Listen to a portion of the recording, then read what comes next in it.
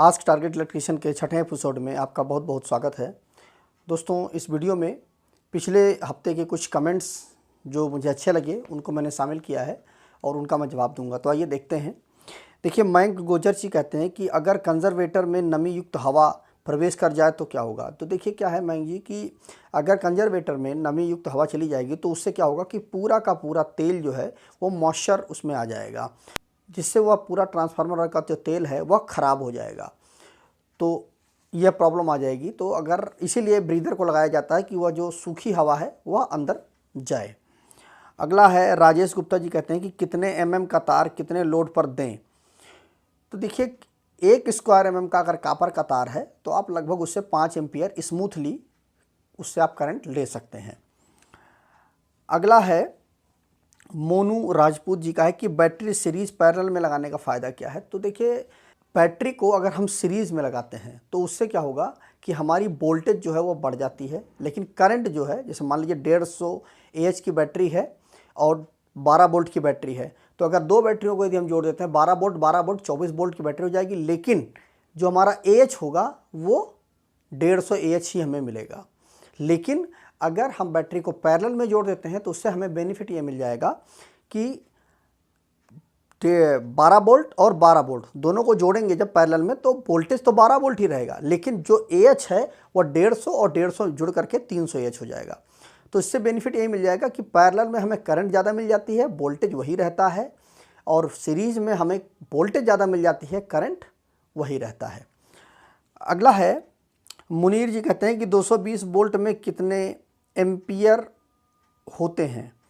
220 volt में ampere नहीं होता है, एम्पियर जो होता है वह लोड पर निर्भर करता है कि आप उस 220 वोल्ट की सप्लाई को कितने लोड पर या कितने वाट के लोड पर आप उसको जोड़ रहे हैं। जैसे फॉर एग्जांपल आप पंखा जोड़ते हैं तो 65 वाट का पंखा है, अब P = V/I से आप निकाल लेंगे तो उससे आपको पता चल जाएगा। मतलब कुल मिलाकर के ये हुआ कि वोल्टेज में करंट नहीं होता है, जितना आप लोड जोड़ेंगे मतलब जितना रेजिस्टेंस जोड़ेंगे उसके अनुसार हमारा करंट जो है वो वेरी करेगा। अगला है राहुल मालाब जी कहते हैं कि तार की एम्पियर रेटिंग क्या होती है।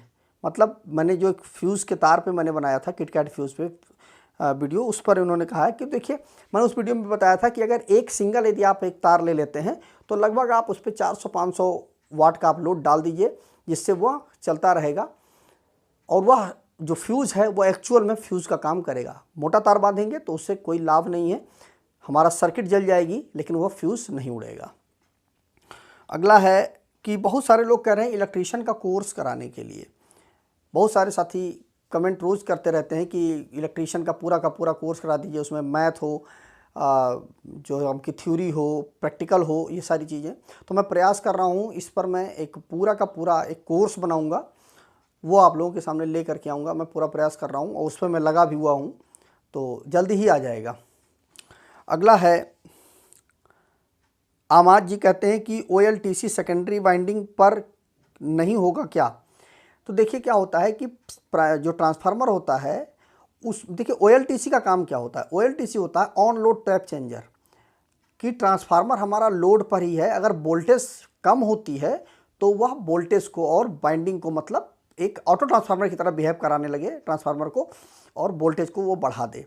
अब हम करते क्या है कि अगर उसको हम प्राइमरी साइड में लगाएंगे तो एक कॉन्टैक्ट से लेकर के, जैसे मान लीजिए ये कॉन्टैक्ट ये है हमारा, ठीक है, अब इस कॉन्टैक्ट से ले इस पे एक हमारा कनेक्टेड है, अब दूसरे वाले कॉन्टैक्ट पे हमारे इस पे जाना है, तो पहले क्या होगा कि दूसरा वाला कॉन्टैक्ट इस पे जाकर के पहले बैठेगा और फिर ये जाकर के ऐसे लग जाएगा। मतलब ये हुआ कि सर्किट टूटनी नहीं चाहिए, सप्लाई बंद नहीं होगी, पहले वो दूसरी जो वाइंडिंग की जो स्लॉट है उस पर जाकर के पहले कनेक्ट होगा, उसके बाद जाकर के पिछला वाला छोड़ेगा। तो यह कब हो सकता है, जब करंट कम होगा। अगर करंट ज़्यादा होगा तो उसमें प्रॉब्लम आती है, इसीलिए प्राइमरी साइड वाला जो होता है वह अच्छा होता है, केवल और केवल करंट की वजह से अच्छा होता है। अगला है करमचंद जी कहते हैं कि मोबाइल की बैटरी कौन सी होती है। तो मोबाइल की बैटरी लिथियम बैटरी होती है। और आशुतोष कुमार जी कहते हैं कि 4 पोल की RCCB से अगर हम 3 फेस की मोटर को चलाएं तो वो ट्रिप नहीं होती। तो देखिए क्या होता है कि जो RCCB होती है उसमें ELCB भी होती है, जिसकी वजह से वो करंट बैलेंस के सिद्धांत पर ही काम करती है। तो न्यूट्रल अगर जब तक आप कनेक्ट नहीं करेंगे तो वह सही से काम नहीं करेगी। तो आप जब न्यूट्रल कनेक्ट कर देंगे तो जो बैलेंस करंट होता है वो न्यूट्रल के माध्यम से जाएगा और हमारी आरसीसीबी सही से काम करेगी। इसीलिए हमारी आरसीसीबी काम नहीं करती है। और अगला प्रश्न है एवीजी कहते हैं कि सिंगल फेस की मोटर को एमसीबी से ऑन ऑफ करने पर कोई दिक्कत तो नहीं होगी। देखिए कोई दिक्कत नहीं होगी। सिंगल फेस की अगर छोटी मोटर है तो लगभग सब लोग इसे चलाते हैं, लेकिन अगर आप स्टार्टर यूज़ करते हैं तो उससे मोटर की लाइफ ज़्यादा होगी। और अर्थिंग को कैसे हम चेक करें, मोटर में अर्थिंग है कि नहीं, वो तो आप खुद ही देखना पड़ेगा कि अगर आपने घर में अर्थिंग कराई है तो अर्थिंग होगी। अब अगर घर में आप अर्थिंग कराई ही नहीं है तो फिर कैसे मोटर में अर्थिंग होगी। तो आप खुद देख लीजिए, घर में अगर अर्थिंग है तो मोटर में आप अर्थिंग जाकर कनेक्ट कर दीजिए। ठीक है, तो ये कुछ मैंने दोस्तों 10 प्रश्न को मैंने शामिल किया है। मुझे उम्मीद है कि जिन जिन साथियों ने इस टॉपिक पे कमेंट किया था तो उनको उस सवाल का जवाब मिल गया होगा। जिन कमेंटों को मैं शामिल नहीं कर पाया हूँ तो वो साथी निराश ना हो, मैं अगली वीडियो में मैं उनका कमेंट ले लूँगा, पूरा प्रयास करूँगा कि वो कमेंट ले लूँ। तो आज की वीडियो में बस इतना ही, मिलता है एक नए वीडियो के साथ। नमस्कार दोस्तों।